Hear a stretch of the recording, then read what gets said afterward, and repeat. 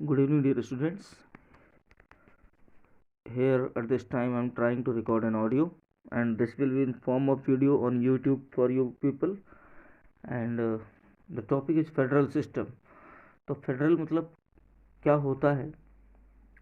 Federal का अर्थ होता है कि राज्यों का संघ, द ऑर्गेनाइजेशन ऑफ स्टेट्स।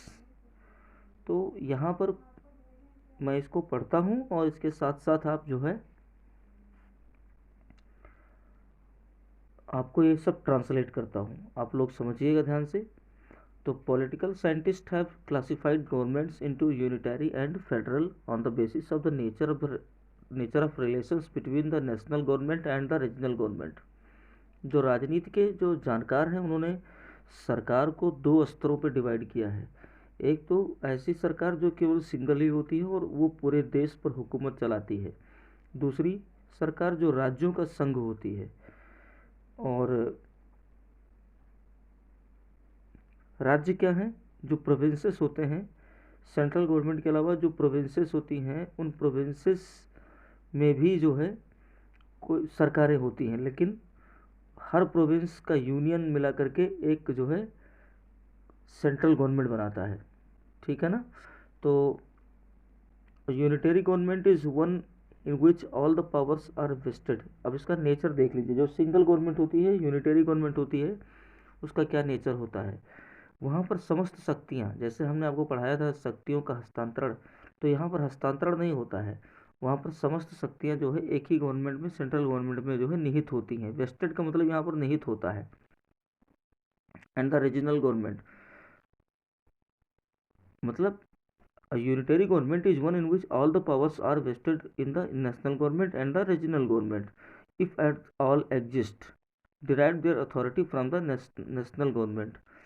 और इसमें क्या होता है कि अगर रीजनल गवर्नमेंट है तो वो रीजनल गवर्नमेंट के पास वहाँ पर अपनी कोई शक्ति नहीं होती, बल्कि वो जो है शक्तियों के एक प्रकार से एजेंट्स होते हैं। अर्थात ये एक एजेंट के रूप में स्टेट्स के अंदर सेंट्रल गवर्नमेंट की शक्तियों को जो है एक्सरसाइज करते हैं। मेरी बात ध्यान से समझिएगा। जैसे मान लीजिए कहीं कहीं पर ऐसा भी हो सकता है कि यूनिटरी गवर्नमेंट मॉडल में राज्यों में सरकार हो सकता है कि प्रोविंसेस में गवर्नमेंट हो, लेकिन ये उन वहाँ पर उनकी अपनी कोई शक्ति नहीं होगी। वो मात्र एक एजेंट के रूप में जो है सेंट्रल गवर्नमेंट के लिए काम करेंगे। यहाँ पर यही लिखा हुआ है, derive their authority from the national government. अर्थात वो अपनी शक्तियों को कहाँ से प्राप्त करते हैं? राष्ट्रीय सरकार से, अर्थात केंद्र सरकार से प्राप्त करते हैं। लेकिन फेडरल में क्या होता है? On the other hand, in one in which powers are divided, यहाँ पर सबकी अपनी अपनी अलग अलग शक्तियाँ हैं। ध्यान से दोनों में डिफरेंट सुन लीजिए। यूनिटरी गवर्नमेंट में क्या होता है कि हो सकता है कि प्रोविंसेस में गवर्नमेंट हो, लेकिन उनकी अपनी कोई शक्ति नहीं होती। वो जो भी शक्तियाँ इस्तेमाल करते हैं वो सारी शक्तियाँ सेंट्रल गवर्नमेंट की होती हैं, अर्थात वो उनसे प्राप्त होती हैं। लेकिन यहाँ पर फेडरल सिस्टम में शक्तियाँ प्राप्त नहीं होती, बल्कि उनकी अपनी अपनी अलग अलग शक्तियाँ होती हैं और उनके अपने अपने अलग अलग विषय होते हैं, जैसा कि मैंने क्लास में आप लोगों को बताया भी है। समझ में आया ना? तो the national government and the regional governments by the constitution itself and both operate in their respective jurisdiction independently.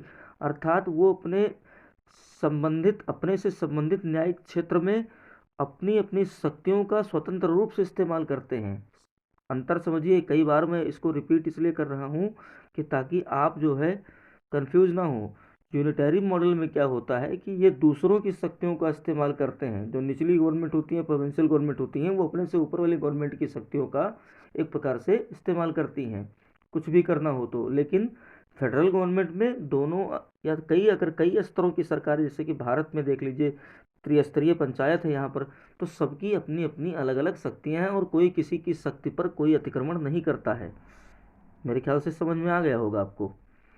तो अब इसका एक उदाहरण देख लीजिए, जहाँ पर जो है मैंने बताया है कि ये जितने भी जो है regional government by the constitution itself and both operate in their respective jurisdiction independently. जैसे ब्रिटेन है, Britain, France, Japan, China, Italy, Belgium, Norway, Sweden, Spain and so on have the unitary model of government, while the US, Switzerland, Australia, Canada, Russia, Brazil, Argentina and so on have the federal model of government. Unitary model of government का nature मैं आपको फिर से एक बार repeat कर देता हूँ देशों का नाम लेकर के, अर्थात Britain, France, Japan, China, Italy, Belgium, Norway, Sweden, Spain and so on. अगर यहाँ पर प्रोविंशियल गवर्नमेंट होंगी, यहाँ पर यदि स्टेट गवर्नमेंट होंगी तो वो मात्र एक एजेंट होंगी, वो सारी शक्तियों का इस्तेमाल, उन्हीं शक्तियों का इस्तेमाल करेंगी जो सेंट्रल गवर्नमेंट के पास होगी, और जो डायरेक्टिव्स उनको मिलते हैं, जो निर्देश मिलते हैं कि आप ऐसे करेंगे, उसी प्रकार से वो ऑपरेट करती होंगी। लेकिन यहाँ पर नीचे देखिए, अमेरिका में, स्विट्जरलैंड में, ऑस्ट्रेलिया में, कनाडा में, रसिया में, ब्राज़ील में, अर्जेंटीना में, इन सभी देशों में फेडरल सिस्टम है, अर्थात सरकारों का स्तर यदि अलग है, अर्थात अगर रीजनल गवर्नमेंट है, प्रोविंशियल गवर्नमेंट है, तो उसकी अपनी अलग से एक शक्ति होगी, अपने अपने विषय को लेकर के अपनी शक्तियों को वो इस्तेमाल करेंगी। मेरे ख्याल से अब आपको अच्छे से समझ में आ गया होगा। और इस तरह की सरकार को कहते हैं फेडरल गवर्नमेंट, ठीक है ना। और सेंट्रल गवर्नमेंट और union government and the regional government is known as the state government. अगर सेंट्रल गवर्नमेंट है तो उसको यूनियन गवर्नमेंट कहते हैं, और रीजनल गवर्नमेंट को जो है स्टेट गवर्नमेंट कहते हैं या फिर प्रोविंशियल गवर्नमेंट कहते हैं। और specific feature of the federal and unitary government are mentioned below in the comparative manner. हम थोड़ा कंपैरिजन करा देते हैं ताकि आपको कोई दिक्कत ना हो समझने में। यहाँ देखिए, अब फेडरल गवर्नमेंट का क्या नेचर होता है।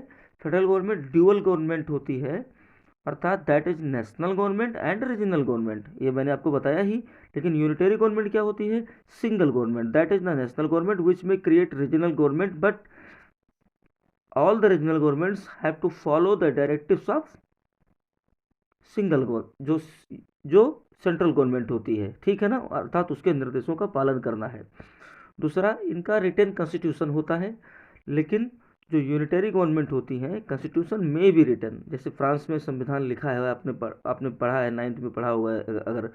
और कभी कभी ब्रिटेन के मामले में देखिए, वहाँ का संविधान लिखित नहीं बल्कि मौखिक है, कोई लिखित संविधान वहाँ पर नहीं है। जो पावर का विभाजन है, शक्तियों का जो विभाजन है, division of powers between the national and regional government, अर्थात मैंने पहले बताया फेडरल गवर्नमेंट में जो है शक्तियों का विभाजन होता है, किसमें, सेंट्रल गवर्नमेंट में और रीजनल गवर्नमेंट में। लेकिन यहाँ पर कोई भी पावर का विभाजन नहीं होता, उसी की पावर को रीजनल गवर्नमेंट इस्तेमाल करती है। नो डिवीजन ऑफ पावर्स, कोई पावर का बंटवारा नहीं, all powers are vested in the national government, ठीक है ना। सुप्रीमेसी ऑफ द कॉन्स्टिट्यूशन, यहाँ पर संविधान की जो है प्रमुखता होती है, प्रधानता होती है। और यहाँ पर यूनिटरी में कॉन्स्टिट्यूशन में भी सुप्रीम और मे नॉट बी सुप्रीम, जैसे ब्रिटेन में कॉन्स्टिट्यूशन कोई खास महत्व नहीं रखता है, लेकिन वहीं जापान में कॉन्स्टिट्यूशन महत्व रखता है, भले ही वहाँ पर यूनिटेरियन मॉडल है। इनका जो संविधान होता है फेडरल का, ये रिजिड होता है, कठोर होता है। भारत के मामले में ये थोड़ा कठोर और थोड़ा लचीला है, लेकिन यहाँ पर यूनिटरी मॉडल में जो है कॉन्स्टिट्यूशन में भी रिजिड, फ्रांस का जो संविधान है वो रिजिड है, और ब्रिटेन का संविधान क्योंकि मौखिक है इसलिए फ्लेक्सिबल है, मतलब मांग के अनुरूप, समय के अनुरूप उसमें बदलाव हो सकते हैं, प्रावधानों में बदलाव हो सकते हैं, ऐसे संविधानों को फ्लेक्सिबल कहते हैं। और जिसमें कोई बदलाव ना हो उनको कहते हैं रिजिड कॉन्स्टिट्यूशन। और यहाँ पर जो जुडिशरी होती है, जो न्यायपालिका होती है फेडरल में, ये इंडिपेंडेंट होती है, अर्थात इसको किसी से कोई मतलब नहीं होता है, मतलब ना तो एग्जीक्यूटिव्स के से मतलब होता है और ना ही लेजिस्लेशन से मतलब होता है। लेकिन यहाँ पर यूनिटरी गवर्नमेंट में जुडिशरी में भी इंडिपेंडेंट और मे नॉट भी इंडिपेंडेंट, कभी कभी मतलब स्वतंत्र होती है किसी किसी देश में, और किसी किसी देश में स्वतंत्र नहीं होती है। बाई कैमरल लेजिस्लेचर, अर्थात विधानमंडल जो फेडरल गवर्नमेंट का होता है वो द्विसदनीय होता है, अर्थात यहाँ पर दो हाउसेस होते हैं। जैसे अपने यहाँ देखिए सेंट्रल गवर्नमेंट में राज्यसभा और क्या है, लोकसभा, मतलब उच्च सदन और निम्न सदन। और किसी किसी राज्य में, लगभग 8 राज्यों में ऐसा है कि 2 सदन है, विधानसभा और विधान परिषद। लेकिन यूनिटरी गवर्नमेंट में क्या होता है, बाई कैमरल हो भी सकता है और यूनिकैमरल, जैसे चाइना में क्या है, यूनिकैमरल है वो, और ब्रिटेन में बाई कैमरल है। तो इस प्रकार से मुझे लगता है कि आप लोगों को सारी चीज़ समझ में आ गई होगी। Thank you very much.